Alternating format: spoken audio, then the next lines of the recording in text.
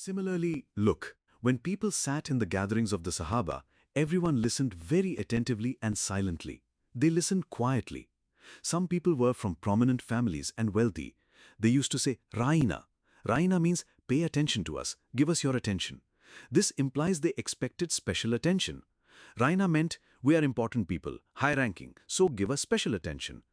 So it is mentioned in the Quran that this is a very bad mindset to desire special attention. Consequently, people pressured them so much that their demand eventually ceased and they started sitting and listening quietly. The lesson we learn from this is that when any work is being done, no one should desire special attention.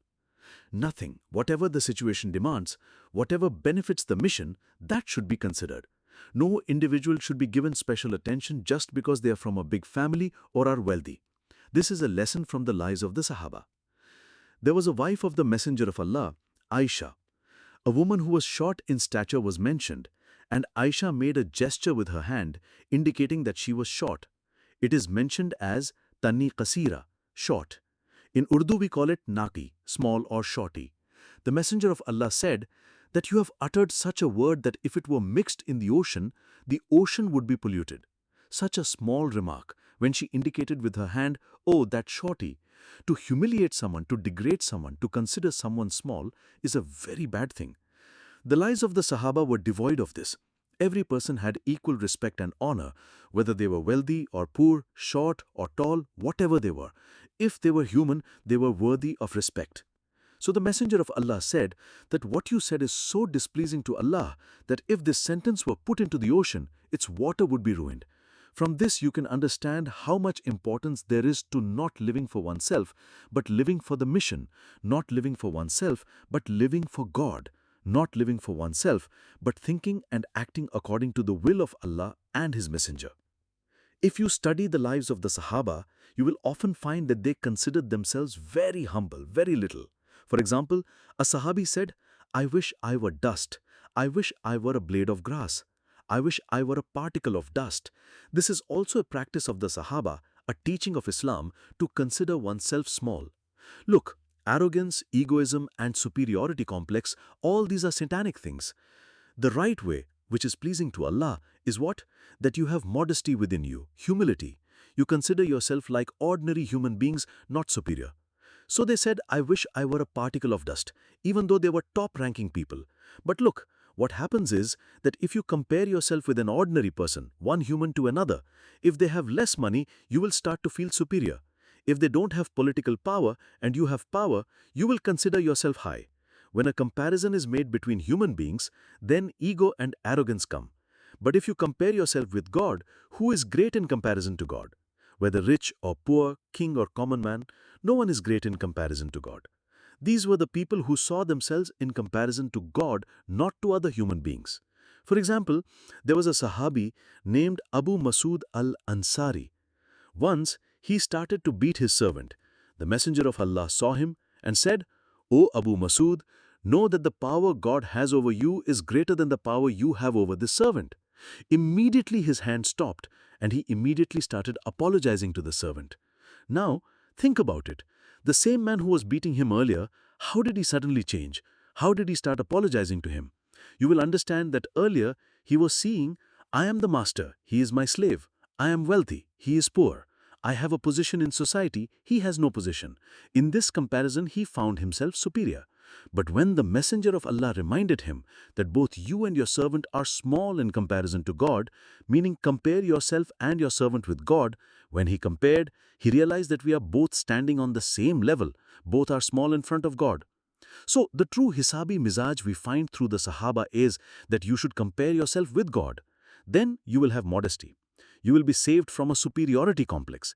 You will not consider yourself high because who is great compared to God?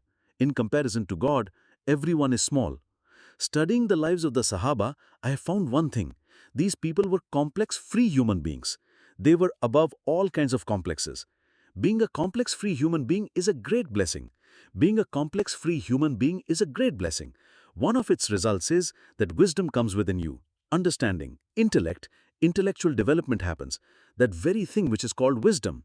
Therefore, if you read the sayings and speeches of the Sahaba, you will find great words of wisdom in them, very profound statements. I will give just one example.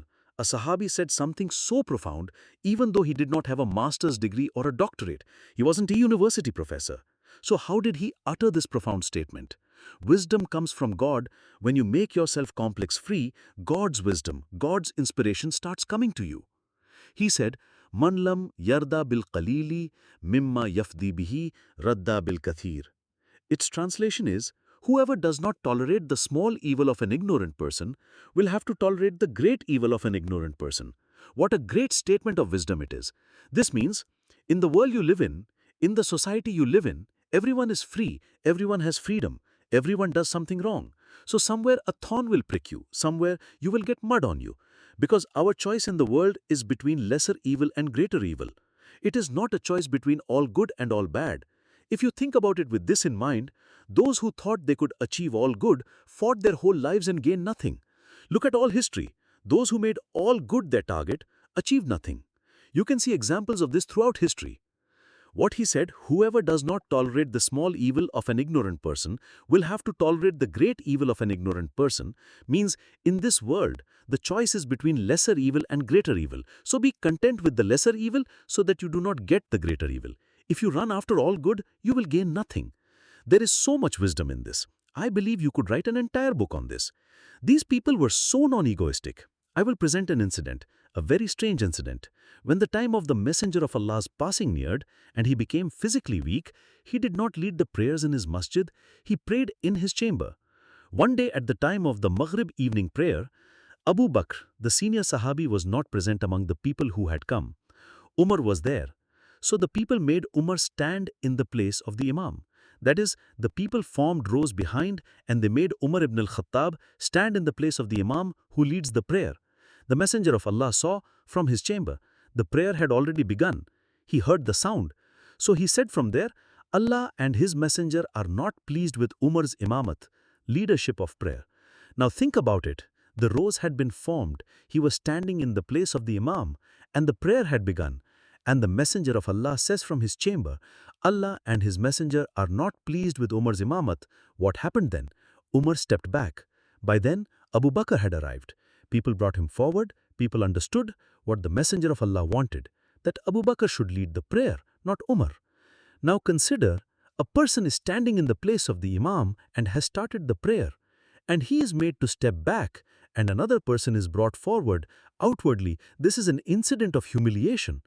But they did not react. They quietly stepped back, and then Abu Bakr came forward and led the prayer. This courage among the Sahaba Ikram is why people do great deeds.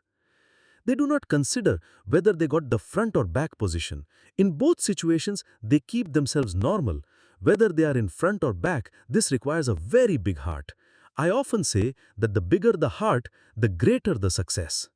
So, those whose temperament is such that they make an issue of honor in any matter, saying, I was humiliated, they cannot do any great work.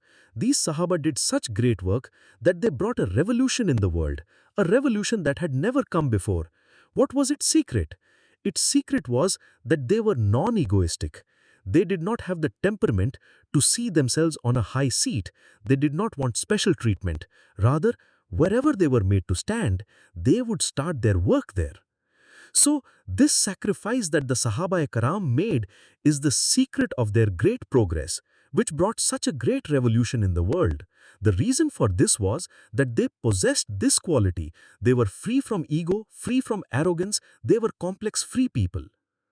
Umar ibn al-Khattab, who was the second caliph, and at that time, the Islamic empire was much larger than even the empire of George Bush today. It stretched from Asia to Africa. One day, he stood in the mosque to deliver a sermon, khutbah. He said that the audience saw him crooked, meaning if he used any words of protest, if he went astray, or if he did anything wrong, what would they do? A man from the audience said, we will straighten your crookedness with a sword. If we see crookedness in you, we will straighten it with swords. So what happened? He was a ruler, and the man who spoke was a common man. He came down from the pulpit. He said, thanks be to God that I am among people who, if I walk crooked, will straighten me. They will not let me walk crooked or on the wrong path. They will bring me onto a straight path. He offered thanks for this. That is, for something that should have caused anger, for which he should have had him beheaded or imprisoned, because it was a very harsh criticism. To like criticism, to welcome criticism is a very great value. I believe that such incidents found among the Sahaba are a great example of this.